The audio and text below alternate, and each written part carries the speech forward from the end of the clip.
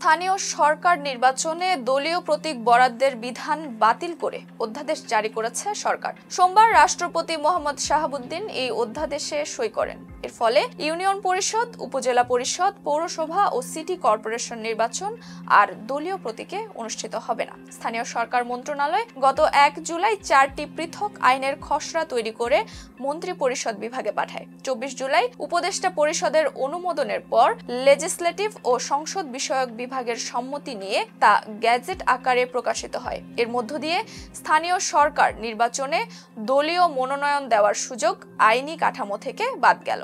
2015 সালে আওয়ামী লীগ সরকারের আমলে স্থানীয় সরকার নির্বাচন দলীয় প্রতীকে করার সিদ্ধান্ত কার্যকর হয়। তবে এরপর থেকে বিভিন্ন রাজনৈতিক দল ও নির্বাচন বিশেষজ্ঞরা বারবার এই সিদ্ধান্ত প্রত্যাহারের দাবি জানিয়ে আসছিলেন। তারা মনে করতেন দলীয় প্রতীকের কারণে স্থানীয় সরকার নির্বাচনও জাতীয় রাজনীতির প্রভাবাধীন হয়ে পড়েছে। অন্তর্বর্তী সরকারের গঠিত নির্বাচন ব্যবস্থা সংস্কার কমিশন এবং স্থানীয় সরকার সংস্কার কমিশনও দলীয় প্রতীক বাদ দেওয়ার সুপারিশ করে। সংশ্লিষ্টদের মতে এই বিধান তুলে দেওয়ায় রাজনৈতিক দলের বাইরে থাকা যোগ্য প্রার্থীরা স্থানীয় সরকার নির্বাচনে অংশগ্রহণে আরও উৎসাহিত হবেন। ছিলাম নুসরাত জাহান জেরিন। ফেস দ্য পিপলের সাথে থাকার জন্য ধন্যবাদ।